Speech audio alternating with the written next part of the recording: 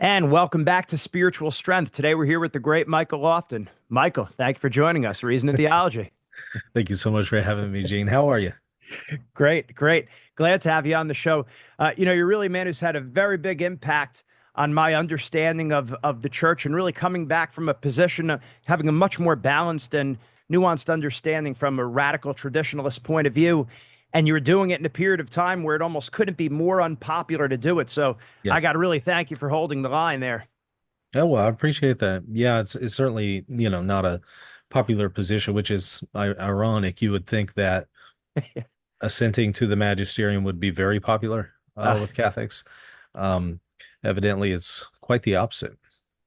Yeah, hindsight, it feels like this all should have been painfully obvious, but here we are.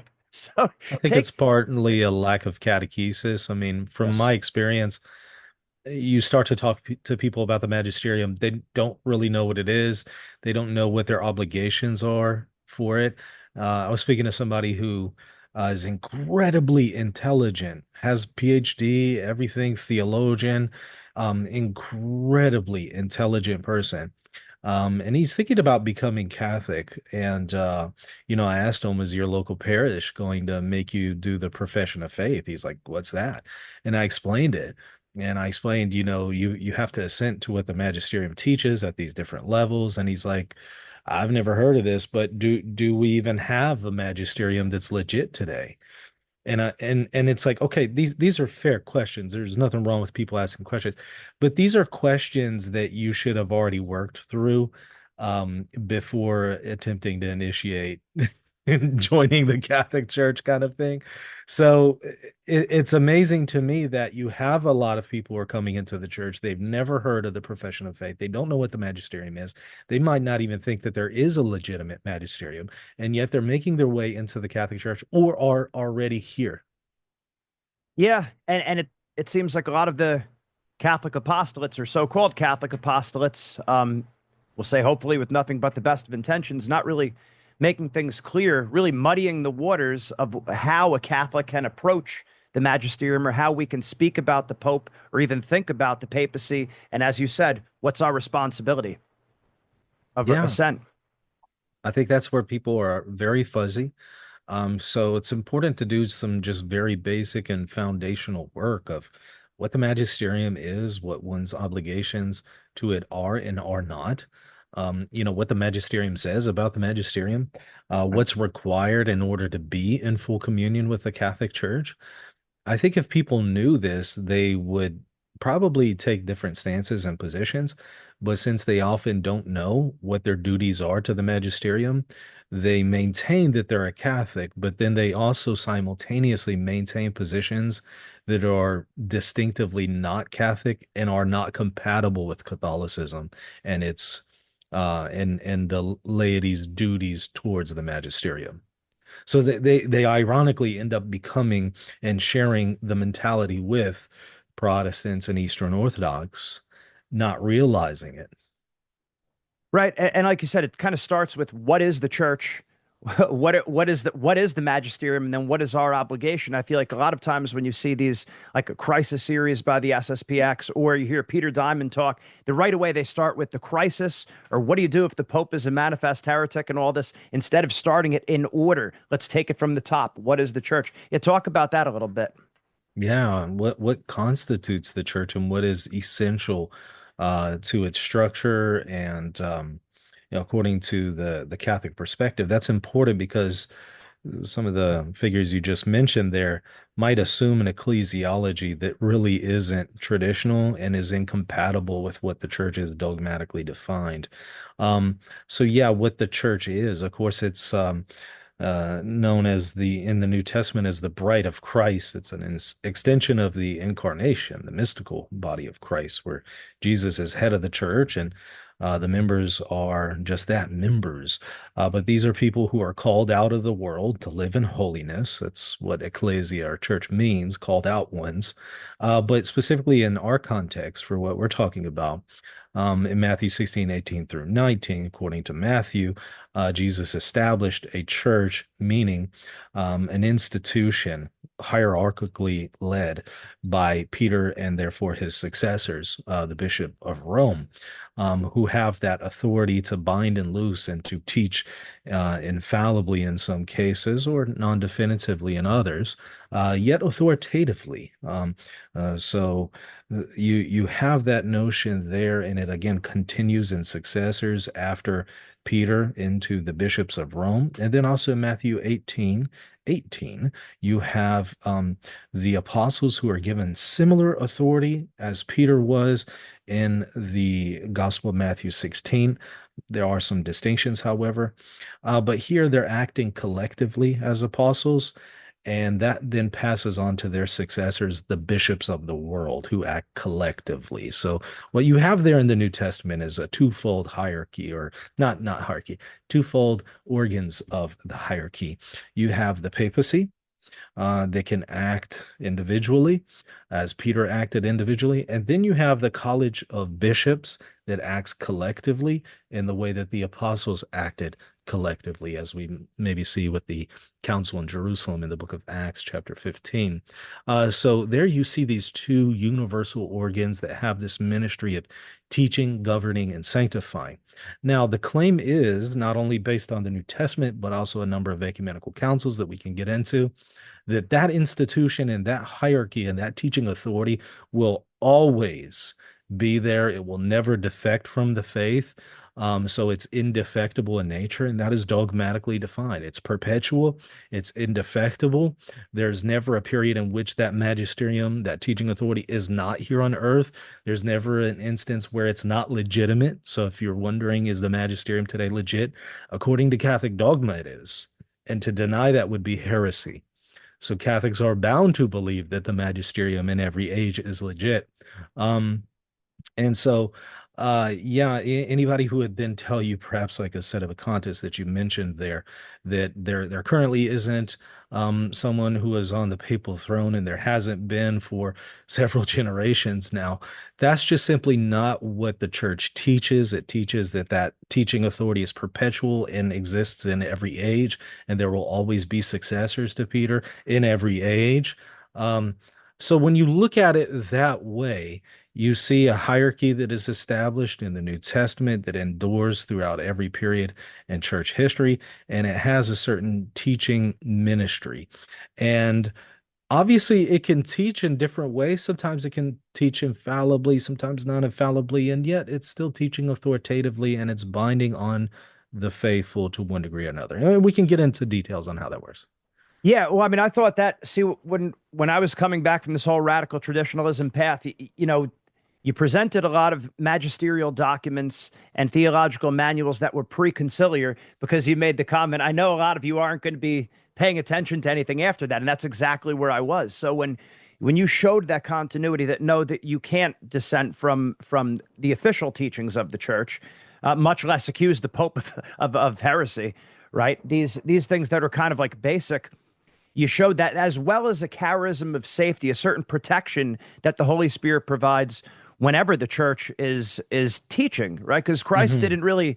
Christ didn't make a distinction to the apostles that he's only going to protect certain teachings, right? But just the teaching authority as a whole. Yeah, and Uh, there's degrees of protection right. that you might find implied in the New Testament, but made more a little bit more explicit in more recent magisterial statements from John Paul II and Donum Veritatis. Um, so you have protection against error in cases of infallible teachings. Right. But that's not the only kind of charism or protection that the magisterium describes. It does describe a protection of some sorts for non-infallible teachings. But if they're not infallible, by definition, they could be in error. So what kind of protection is this, right? So that's kind of what the debate is. And some might argue it's a protection from an error being so severe that it's of the level of heresy, because not all errors are created equal. Some are graver than others and higher in the theological notes than others.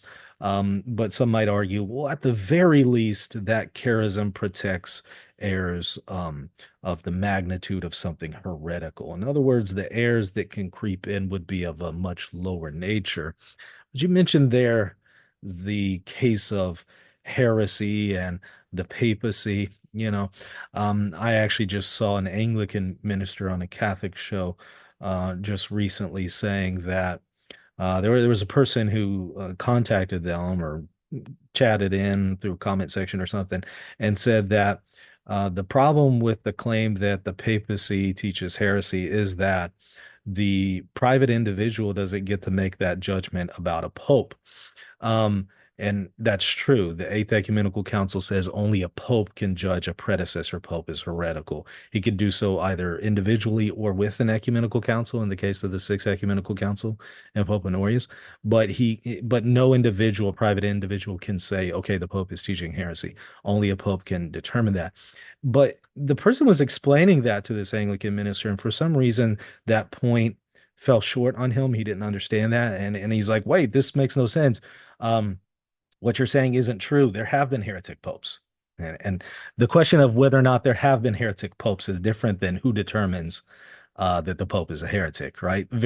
Two very different questions. And the question of has a pope ever been in heresy is one question, and I'm happy to entertain that question. That's very different than who determines that the pope is in heresy. Two very different things. And from the Catholic perspective, the private individual doesn't get to determine that. Only the Pope himself can determine that. Right. And then also distinguishing between when he's exercising his official teaching capacity versus as a private person, which is a big distinction, massive Yes, distinction. of One has course. And one has a certain protection. Go ahead.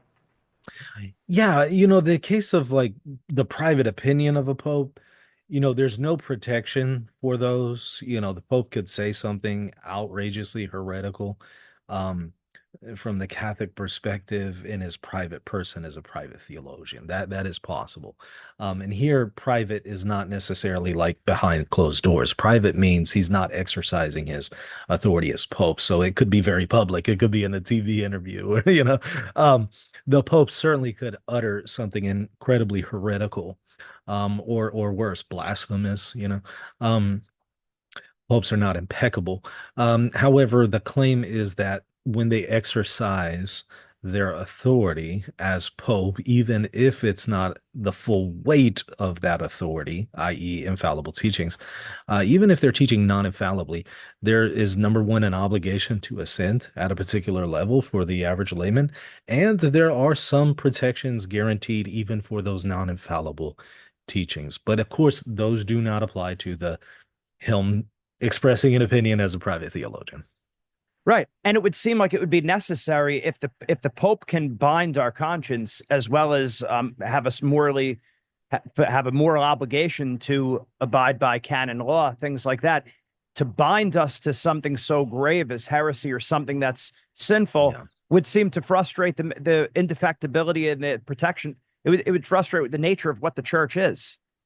Spot on. That's the point. If the Pope teaches heresy non-infallibly, the magisterium is saying that you have to assent to teachings that are in the category of non-infallible teachings. That's the profession of faith, concluding paragraph 3. There are rare exceptions where a well-trained theologian, in rare cases, according to Donum Veritatis, paragraph 31, is able to withhold assent. Not the same as publicly dissenting and rejecting the teaching, two different things, but it allows, in rare cases, a person to withhold assent. On the whole, however, it requires everyone the average person, to offer that religious submission of intellect and will. Now, if they're offering that to something that is technically heretical, yeah, you have a disaster. That's a massive problem. Um, and so now that also not only introduces a problem of the church is expecting you to be bound to something that's heretical. Um, and number two, you have the problem of who determines that this is heretical. If it's the private individual, then we're back to Protestantism. where ultimately you're in the driver's seat and you're the one evaluating the magisterium. But that's defeats the whole purpose of having a magisterium. The whole purpose of having a magisterium is that you're not in the driver's seat. You're not engaging in this Protestant or non-Catholic Eastern Orthodox endeavor. You're assenting to a magisterium because the magisterium is supposed to be guided by God. And so if you're now back in the driver's seat and you're deeming the magisterium to teach heresy, well, why do you even need a magisterium at that point? You don't even need it anymore because if you're ultimately the one who's determining what is right and wrong, get rid of the middleman. Get rid of the magisterium, determine for yourself. And by the way, if you've deemed the magisterium to teach heresy, sounds like you're a better and more reliable guide than the magisterium. So why would you even need it at that point? If it can point you to heresy and lead you to heresy, sounds like you don't need it. Right. As well as promulgating a mass that's evil in and of itself. Not talking about abuses. It would be the same thing. How could the church, to establish a law, much, especially what touching upon the sacraments, that now all of a sudden that could lead you to hell? It's It another just one. doesn't make any sense. Yeah, and that's of course related to the role of the magisterium, not only teaching but sanctifying and governing. If it can err so extremely in the matter of sanctifying, that is liturgy, the where it's feeding you poison liturgically, um, sounds like you don't need it. Sounds like you're better off without Right. it. If Right. um, if you got somebody who every day is giving you poison for medicine, sounds like you need to get that person out of your life. And so I think that's why a lot of people have come to the conclusion, well, that the magisterium is teaching heresy and is feeding me poison liturgically. I think that's why some of those people end up leaving the Catholic Church, going to Eastern Orthodoxy or something else. Because it makes sense. It sounds like you're better off without it. But then the question is, has it actually fed you heresy? Does it actually teach heresy? Does it feed you poison? You might need to reevaluate that question. But if you've come to that conclusion, it makes sense why people would leave the church. What blows me away is that people come to the conclusion that the church is feeding them poison. They come to the conclusion that the church teaches heresy, but then they still say they're Catholic and remain Catholic. I don't think that they're in good standing with the Catholic Church. I don't think that they're fully Catholic anymore when they reach that point. In fact, that's not my opinion. That's according to the magisterium, they're not Catholic. But be that as it may, they still identify as Catholic. And that's what just blows me away. I just think if you've come to that conclusion, why are you still sticking around? What's going on here? Right. It's almost like, yeah, they know better than the Pope. They know better than the church. And again, most of these people have no, and I was guilty of this too, no formal theological training, no formal philosophical training. You see a couple memes on social media. It seems like these well-informed people who have doctorates in all these different areas, seems like they know what they're talking about. And They're yet saying none it of them emphatically. Yeah. And none of them actually are experts in the area of the magisterium, I've noticed, by the way. They usually have a doctorate in philosophy or something and have almost no understanding of theology, let alone ecclesiology, which is necessary. That's what's a requisite knowledge to really understand the magisterium. They generally are very weak in those areas. And people will see, okay, well, it says doctor or they're a professor. That doesn't necessarily mean that they're competent in this area.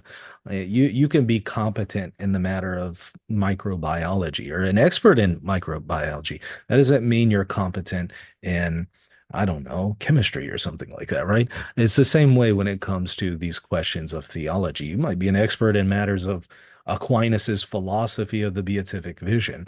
That does not give you an expertise or even a competency in matters of ecclesiology at all. But people tend to confuse those things. Right. And when you say things like this, then all of a sudden you become labeled a Pope splainer.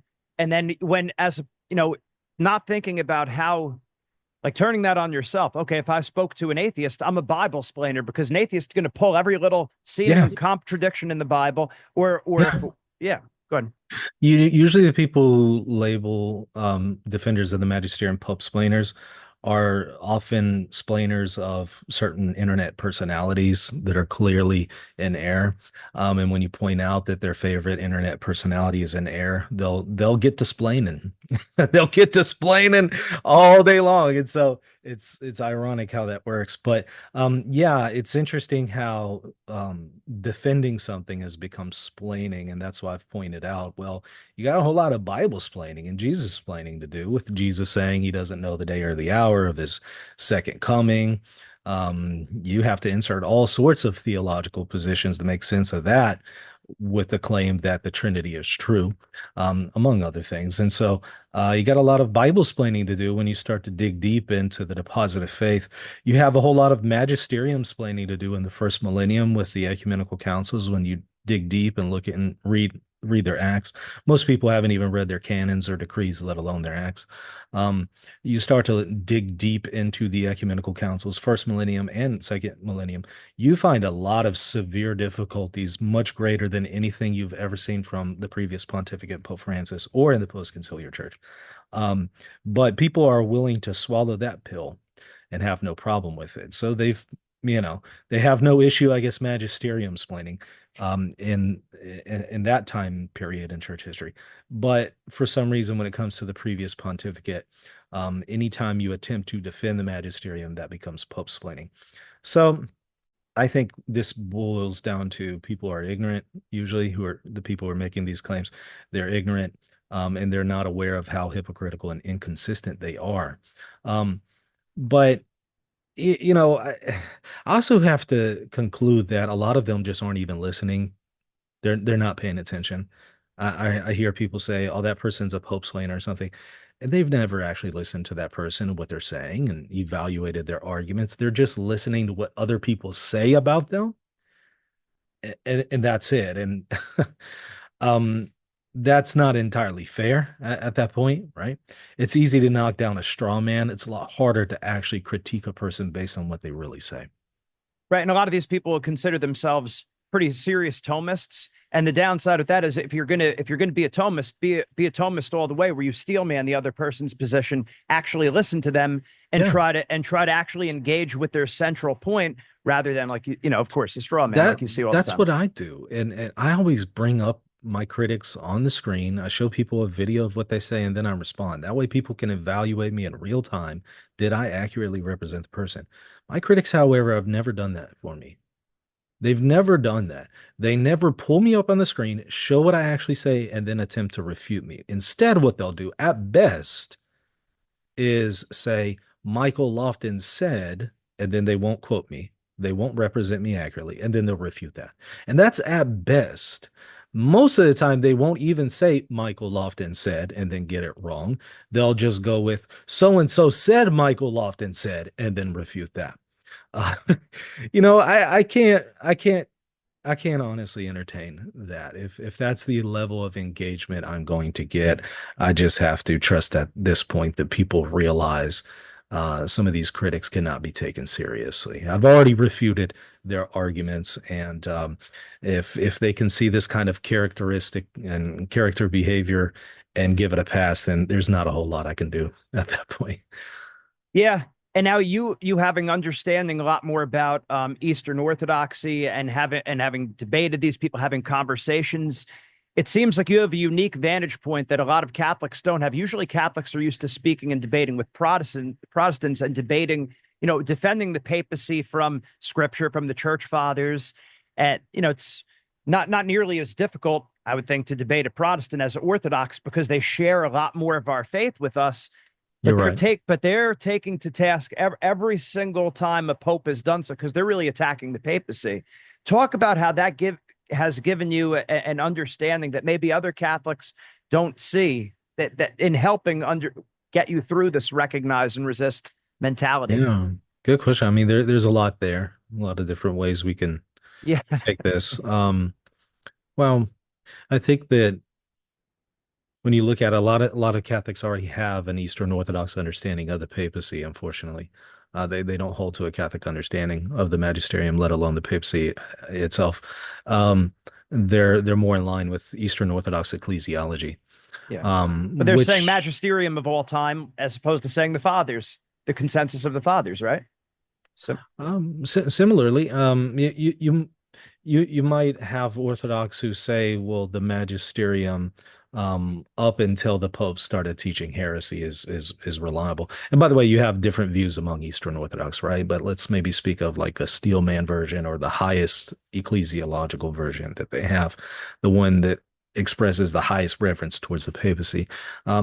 Somebody who kind of holds to a high papal view, who's Eastern Orthodox, might say that yes, we are to follow the Pope. He's number one in the taxis and the order of churches, and we are to follow him if he is not teaching heresy.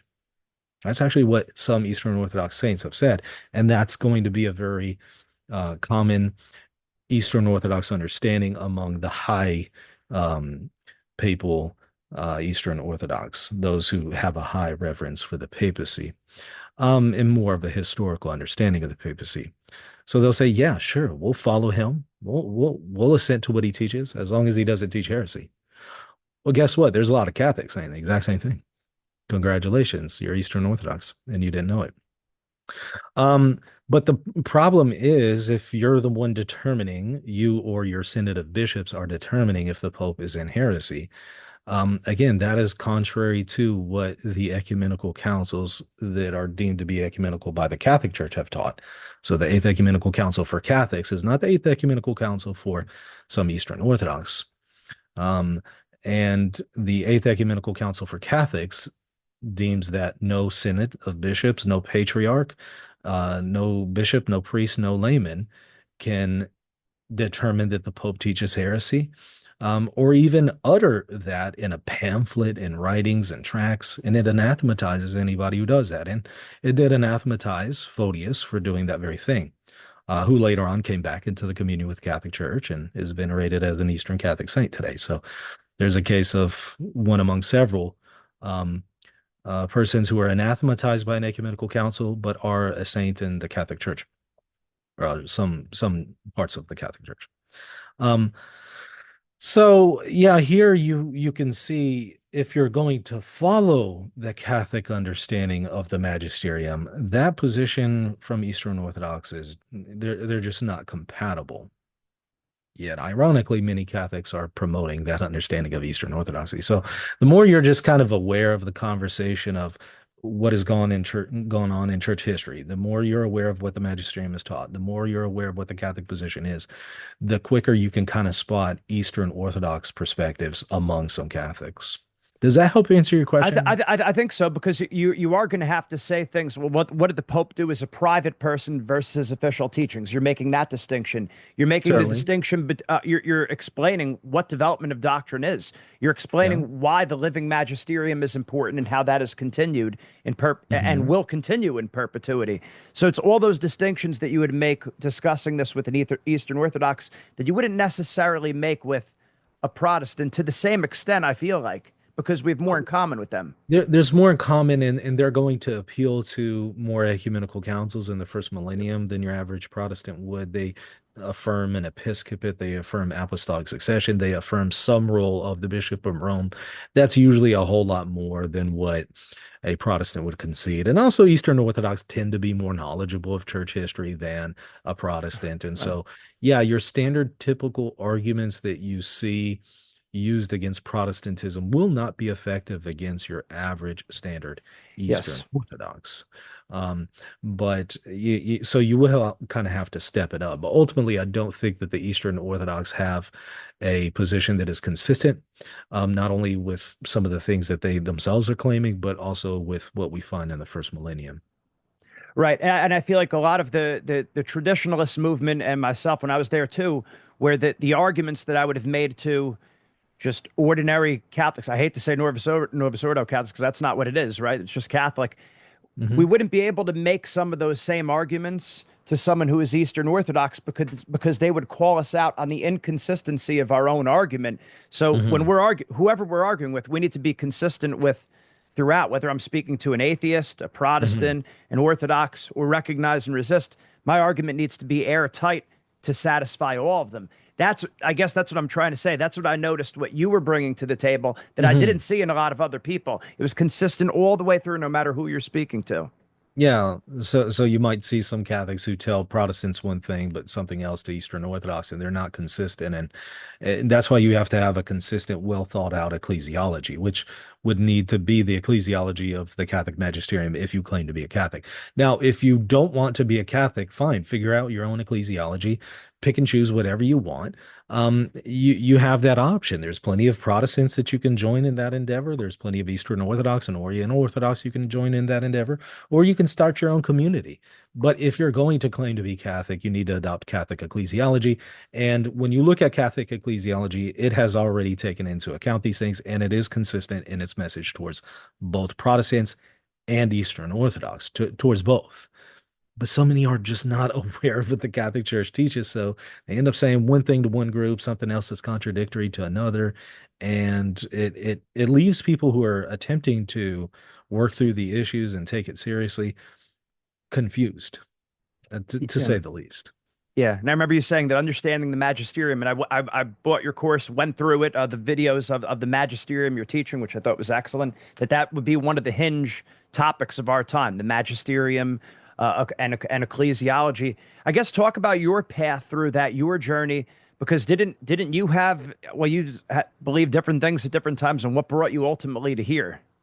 Yeah, there's always been a logical progression to my thought, and I've never made decisions quickly, never flippantly, always taken years to think through something, and there is certainly a logical progression to it all. So it's not just all over the place. And yeah. Well, I come from a Protestant background, and kind of early on had to start evaluating questions related to the Catholic magisterium, the papacy, Catholicism, and also Eastern Orthodoxy. And I did a deep dive to a certain degree back in 2011, and prior to 2011 for years, really looking into the issues before I made a decision in 2012 to become Catholic. But even at that time, I'd already kind of looked into a lot of the questions of church history and the magisterium and the Catholic versus Orthodox claims. And I kind of came to the conclusion that it makes more sense to go with the Catholic position. There seems to be a lot more answers there in making sense of the data from the first millennium, but also in offering some kind of objectively identifiable teaching authority. When you look at Eastern Orthodoxy, I don't think that there really is on the universal level a teaching authority. Um, so I don't think that they actually have a universal magisterium. They certainly can't have ecumenical councils or anything like that. So anybody who wants to say, well, an ecumenical council could function as that organ, I don't think applies to Eastern Orthodoxy today anymore. Um, so to me, it seemed like in the first millennium, you did have a universal organ that could exercise its authority, and not merely by reception, but it actually had the authority at that time to bind consciences. And it was, again, universal in nature. And so to me, it's like, okay, the Catholic magisterium is the only thing that really fits the bill. Um, so I went with Catholicism, but then I kind of got set up for failure by listening to a lot of the content creators out there who were not really knowledgeable in the matter of the magisterium, and I wasn't myself. And so listening to a lot of these people, they were claiming to be Catholic, but then they were saying the Pope is teaching heresy. Pope Francis is teaching heresy. He's going against tradition. He's doesn't accept the deposit of faith and all sorts of things.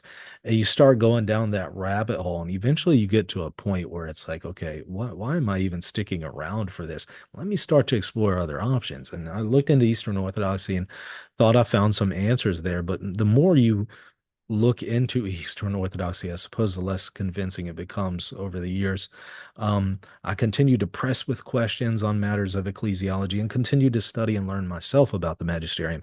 And the more I did that, the more I realized, well, it really looks like Catholics actually have a coherent whole and picture and answers, whereas the Eastern Orthodox just aren't providing sufficient answers here. And so that at that point really strengthened my resolve to make people aware of what the magisterium teaches and Catholic ecclesiology, because I didn't want people to make kind of the same mistake that I'd made. Yeah, and I mean it's such an easy thing to fall into, especially in our American individualistic society, which was Mm. basically founded on revolution, and there's this archetype in the American mind of, someone going rogue and discovering something on their own. Hey, look what I found. There's something like that we romanticize about that in America that we have to really be on our guard against, I think. Do you see Yeah, that? and also certainly in the United States, we kind of have a democratic understanding of society, and some people map that onto the magisterium that it's to be democratic, while ironically at the same Calling time themselves critiquing, monarchists. while ironically calling themselves monarchists and critiquing the synodality. Uh, so yeah, there's a lot going on there. Um, but of course, ultimately, we can't look at the Catholic magisterium based on political views and theories like that. You have to accept it for what it is, and it is a monarchy, and it does have authority to bind consciences from the Catholic perspective. Like you are bound to assent to what it teaches to various degrees, um, depending on what category of teaching this is.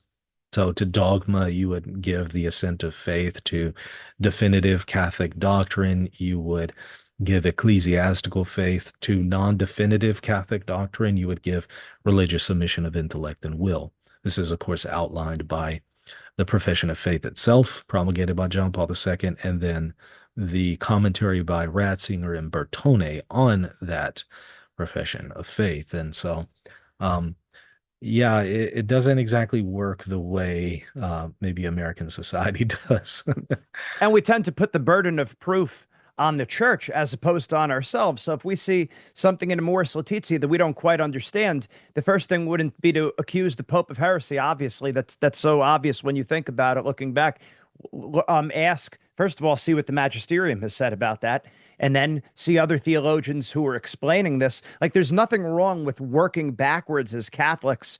Once we know what the teaching is, okay, well, now how does this fit with tradition? Not that Yeah, we're neglecting, we're not turning our brain off, but we understand what the church is. Therefore, I can work backwards safely. Am I making sense? you are. So if you see a situation where, in your estimation, it looks like a pope is teaching something contrary to what other popes or other councils have taught, at that point, you have to make a decision. Are you evaluating this just based on your own understanding? If so, you're making yourself your own magisterium. You are in the driver's seat. That is a non-Catholic perspective. That's Protestant or Eastern Orthodox, Oriental Orthodox. It's non-Catholic. Or are you going to take the option of, I am going to assent to what the magisterium teaches? I'll do my best to try to understand the reasoning behind it. I'll try to consult theologians and stuff like that. But ultimately, you have to ask the question, am I allowing the magisterium to be in the driver's seat and I conform my intellect and will to it, as the magisterium says you should? Or am I going to put myself in the driver's seat? And if I deem the magisterium to be in error, then I don't assent to it. Well, again, if you take that perspective, fine, but just realize that's not a Catholic perspective. And just be honest enough to tell people, okay, well, I'm not Catholic. I don't hold to a Catholic understanding of ecclesiology. Just be honest with people. I would respect that so much more if somebody converted to Anglicanism or Orthodoxy or Protestantism, like Lutheranism or Methodism or just whatever. I would respect somebody so much more if they just said, well, look, I can't get on board with this understanding of the magisterium, so I have to recognize I'm not Catholic. I respect that a lot more than somebody who says, I'm going to still call myself Catholic and create a lot of confusion in the Catholic Church by calling myself Catholic while simultaneously holding to a non-Catholic perspective. It's just as confusing as your father, James Martin's. He's a priest in good standing, but presenting things that are very contrary to the Catholic perspective. That causes a lot of confusion to people. Um, and so if you recognize, well, people like that are causing a lot of confusion, or some cardinal who's calling for women's ordination, that's causing a lot of confusion because that's incompatible with what the magisterium teaches. If you recognize that there, then you got to recognize when you yourself are saying, I'm Catholic, but then you're rejecting a Catholic understanding of the magisterium and ecclesiology, you're confusing people. And so to remain in the Catholic Church, which again, I don't think that they technically are, but to still call yourself Catholic and for people to think you're Catholic while holding to that position is just going to confuse a lot of people and also give them license to do the very thing that you're doing. Yeah. Eh, With, Yeah. Well, I was- it's just a very a difficult situation I think that people are in, and maybe they have a lot invested in Catholicism. Maybe they have a career, maybe they have a position of influence, maybe they have money involved in their position, maybe they have pride in the way. So a lot of people, I think, end up remaining in the Catholic Church, um, instead of either conforming to what the magisterium expects of you or going to something that is consistent with a rejection of the magisterium. Yeah, exactly. I agree. And it's one of the things that you always said was that that got me, helped pull me out of this mess was, you're kind of calling me to be, if you're going to be traditional. You're not being traditional enough. Look what the popes have said about obedience and the assent of intellect and will. And when you point out those preconciliar magisterial texts and manuals, theologians, you say, oh wow, this is exactly what Donum Veritatis and the Profession of Faith and Vatican II all the way through up until now. So you can't just do Yeah, that. You can't right. make that move. That's why I say a lot of people call themselves traditional or not traditional Catholics. If Right. you were, you would hold to a traditional understanding of ecclesiology. That yeah, right. That hit me hard. I felt convicted with that. One thing I notice, I'm sure you probably see this too, is that what I call the traditionalist gap. They always Hmm. leave some kind of wiggle room for their own personal interpretation. So, like you said before, Donum Veritatis said Hmm. theologians, not lay people, Right, theologians in certain right. situations may withhold dissent, and then they'll mention something like that, or they'll mention that the Hmm. Pope is not, he's the vicar of Christ. He's accountable to divine law and natural law. And then they'll drive a bus right through that. They'll leave that gap that, or the Pope Hmm. can teach error.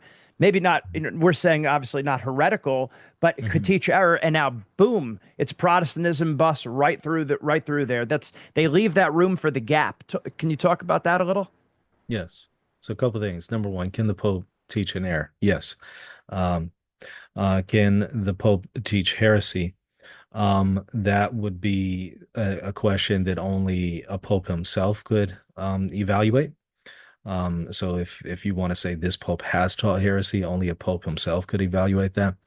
Um, so also you had asked a question there about donum veritatis, and that's a very important one. Yeah. Are you able to withhold assent from certain teachings? For your category three teachings, your teachings that are non-definitive yet authoritative, either by the Pope or the College of Bishops, whether an ecumenical council or the ordinary and universal magisterium, you can, in very rare cases, well-trained theologian who has done his best to try to reconcile um, what they perceive to be contradictory statements within the magisterium, and while maintaining a disposition to readily assent to the teaching of the magisterium. If they find themselves unable to assent to a particular teaching because they maybe think it contradicts another teaching of a higher weight, Dona Veritatis allows them to withhold assent in those non-infallible cases, eh, with all of those conditions. Um, but withholding assent is not the same as publicly dissenting or rejecting, right? Withholding assent is I am unable to accept the proposition. That is not the same as I am rejecting the proposition. I can withhold assent and fail to accept while not rejecting. How? Because I can say, I don't see how that's true, but I'm still open to it being true. To reject is I'm saying it's false and I'm not open to it being true. There's a huge difference, a world of difference. And so the same donum veritatis that allows you to withhold dissent in rare cases is the same donum veritatis that has like 11 paragraphs against dissent, um, and whether private or public. And that makes it even worse when you're publicly rejecting or dissenting against a teaching of the church. It explicitly prohibits that, resorting to mass media. And Canon 212, by the way, doesn't allow for rejection of a teaching either. So, the thing is, the magisterium constantly rejects any notion that you can dissent publicly or privately, never allows for it, constantly condemns it, but does make very rare cases for certain people to withhold assent. And what they do is they will take that part from Dona Veritatis and drive a whole bus through it and ignore everything else I just told you. So they won't take those things into account. They No. tend to think that a lack of assent or withholding assent is the same as dissent. And that's just sloppy thinking. It's not the same. You literally look at paragraph 31 of Donum Veritatis that says you can withhold assent in rare cases. The very next paragraph is about condemning public dissent. So obviously, even the document itself knows there's a world of difference between withholding assent and public dissent. They don't pay attention. It's sloppy thinking, it's ignorance, it's not looking carefully at what is being said. It's trying to drive an agenda in a particular view rather than being honest with the evidence and coming to a conclusion based on the evidence. They already have a predetermined outcome that they want to get to, and they'll just try to pick and choose something to justify it, which is exactly what Protestants do, right? Ironically. So that's kind of what they're doing here, and they're not evaluating what the magisterium says comprehensively, consistently, and on the whole. Right. Or saying things like, well, the Pope has to be in line with what the church has said before, has to be in continuity. This nebulous magisterium of all time, really anything but a living magisterium, this magisterium of all time, where the Pope has to be in accord with divine law or natural So, law. But what they don't tell you is that as understood by them, they're the yeah, ones who are going to tell you when they're contradicting, and I yeah. know you've done many videos and whole This, series on this, so this is your wheelhouse. I get it. Go ahead. I'm glad you bring this up. This is great. So they're the ones sitting in judgment of the living magisterium, right? But the whole point of what the Catholic Church teaches is that the living magisterium is the authoritative interpreter of the perennial magisterium, of the magisterium of the past. It's the present Pope and College of Bishops who determine that, not the private individual. So you can't say, well, the living magisterium says X, the perennial magisterium says not X, and therefore I'm going to follow not X. The whole idea is that the living magisterium is the guardian and authoritative interpreter of everything from the previous magisterial acts of the church. And so what they're doing is they're once again setting themselves up in opposition to the magisterium under the guise of I'm following the magisterium. Right. I But know. that's just not a Catholic perspective. That is No. Eastern Orthodoxy, Right. 100%. Because what Eastern Orthodox are going to say is, yeah, sure, follow the magisterium as long as it doesn't teach heresy. Well, there you go. You're now Yeah. determining Yeah. what is right, what is wrong. And so you're going to say, yeah, I'm going to follow this part from the magisterium that it taught 100 years ago because it's right, but now it's teaching something else, so I'm not going to follow it. Welcome to Eastern Orthodoxy. That's exactly what they're doing. Right. Yeah, it's just another flavor. I mean, it seems like what people are doing is they're separating, they'll say, well, I go by tradition, but they're pitting tradition against the living magisterium, which I get they are two separate entities. Like we could speak about them separately, tradition versus the living magisterium, but they have no business, in my understanding, to ever be separated. I'm right, isn't diabolic, doesn't that You, mean to separate, to divide two things that right. should be going together always? Right, Right. you're right, and we have to ask what kind of tradition. I suspect you're talking about sacred tradition here versus a living magisterium. Yeah, they will pit those two things against each other. I see that very commonly. But again, the whole idea is that the living magisterium is the authentic interpreter of sacred tradition. So Yeah. we're back to the problem, the original problem here, and that is the Catholic magisterium has always consistently taught that it is the one who interprets those things. If you don't like it, again, there's Yeah. non-Catholic options for you. Luther did not like that the Pope was the one in ecumenical councils determined the proper understanding of the Bible and sacred tradition. He didn't like that. So he set himself up as over the councils and the Pope. So this has already been done before. There's plenty of Protestant reformers who have already done this, and they weren't the first. You have plenty of Eastern Orthodox who did this way before them, way before him as well. But yeah, that's kind of what's going on there. So they're making the same mistakes that others in church history have made. It's neo-Protestantism. Yeah. It's neo-Eastern Orthodox. They're just creating their own parallel church, parallel magisterium, just as all these other previous communities in church history have done. Yeah, when you look at even just, you'll know them by their fruits. It seems like that's always used against other people, right? A lot of times from these traditional movements. Well, look at the fruits that this is bringing in terms of where's the joy, where's the peace, where's the unity. You just don't see that. And a lot of times, like, why would our blessed Lord be on the cross for 6 hours and go through what he did? for every person to have to be a trained theologian so we could be Pope checkers. So every single thing the Pope said, hey, I'm putting this together on my own. This is what it means.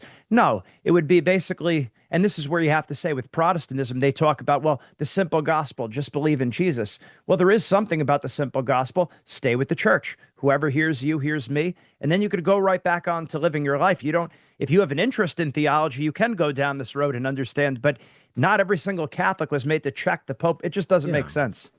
Yeah, it's hard to practically even live that way where you're Yeah. constantly having to check and verify the magisterium. Most people don't have the time to do that, but if you do, and that's the path you want to take, it sounds to me like you're better off not having the magisterium anyway, because if you're constantly having to go behind it, it's kind of like if you got an employee and you got to micromanage everything that they do and constantly go behind them.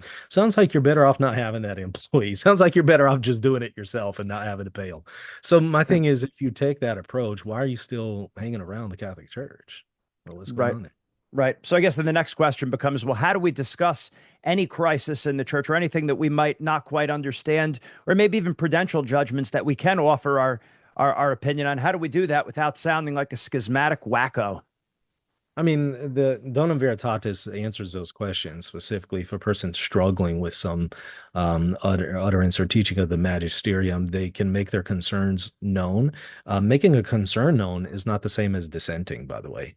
Asking a question is not the same as rejecting something, or saying, "Hey, I'm struggling with how this teaching on the death penalty lines up with this or that on the New Testament." There's nothing wrong with saying, "Hey, I'm struggling with this. I'm asking for questions. I'm trying to understand." Dona Veritatis allows for that. You can even do that publicly. You could even offer some constructive criticism by saying, "Hey, I'm not exactly sure that the magisterium has explained how this teaching is consistent with that, and I think we need a explanation from the magisterium." That's not the same as I reject the teaching or I'm not assenting to the teaching. All very different things. But it allows for you to ask questions, to wrestle through situations, to make your concerns known to directly to your pastor, it says, so to your priest and or bishop. Um, it then also says that in some cases you may have to suffer in silence. So it doesn't allow for you to reject the teaching once you've made your concerns known to your pastors, and the matter has not yet been resolved. You may have to suffer in silence, the document says.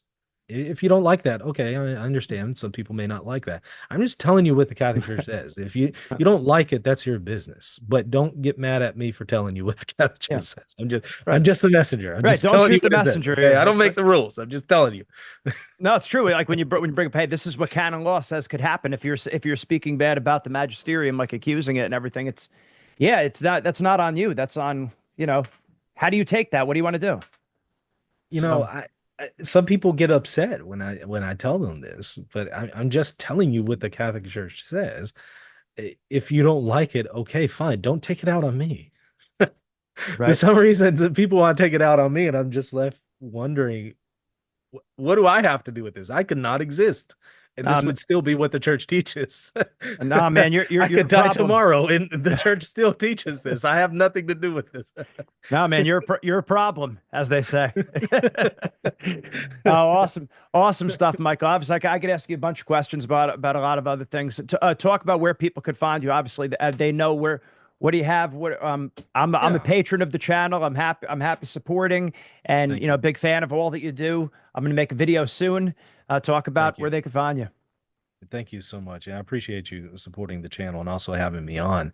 Um, yeah, reasonoftheology.com is the website. Better place to go for just like videos, deep dives is going to be YouTube. So youtube.com/reason of theology. So you just type in reason of theology on YouTube, it'll come right up and you'll see the channel and just numerous videos there since 2019. I've probably done a good 4,000 videos on everything that you could think of, any kind of question, any objection that you could think of. I've already thought of it. I've already done a video on it. Uh, because why? Well, I've already thought through these questions Right. myself for several decades now. So if you heard me say something and you're like, "But Michael, what about this?" I've already thought through it. I've already done a video on it, already gone through it, and I likely have some commentary on it that you haven't yet considered. So maybe check that out. Um, plenty of resources there, and not just on the question of the magisterium, but other matters of church history, commentary on various situations going on in the church, discussions with non-Catholics. So all sorts of resources there at YouTube. Awesome. Thanks you. Thank you for all that you do, Mike. I really appreciate it. My message to my listeners is, I guess my few listeners that do watch the channel, but hey, the coach inside me coming out, give it a chance. Listen to the arguments, the words that Michael's saying. Watch his videos, and if you don't like, if you don't believe it, that's fine. But hear him out. What are you afraid of? I guess that's the big thing. Like as sports, as athletes, athlete for Christ, what are you afraid of? The truth will set you free. If it's false, that will come to light. If it's true, that will come to light. And we should have the courage to follow the truth wherever it leads. And Jesus says, I am the way, the truth, and the life. So what are we afraid of? So thank you again, Michael, for all that you do. Thank you so much. It was an honor.